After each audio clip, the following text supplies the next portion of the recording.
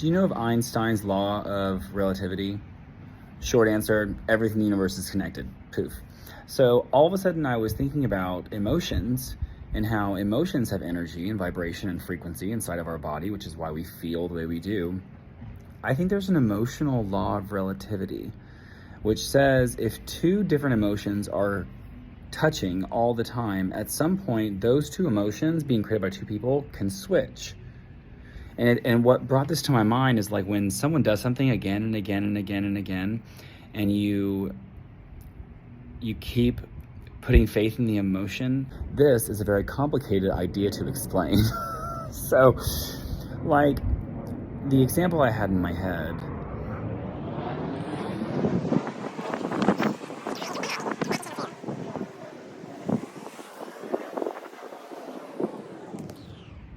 I guess an example would be, say you're always the optimistic friend and your friend is always the pessimistic friend. And this can be viewed by your behaviors as well, towards people, towards yourselves, actions, what your morals are, optimism versus pessimism. If the optimist stays with the pessimist for too long, the optimism will rub off onto the pessimist at the exchange of the pessimism rubbing off onto the optimist. And that's emotional relativity.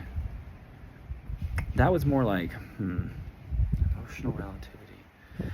Well, and the way that goes in is it's back to the optimist and pessimist. If your friend's always the sad Debbie Downer friend and you're always the uplifting, joyful, excited friend, while it is natural for you two to attract each other because you're opposites, it will cause problems.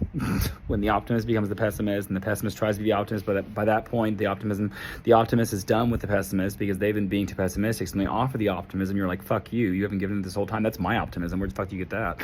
That's what happens.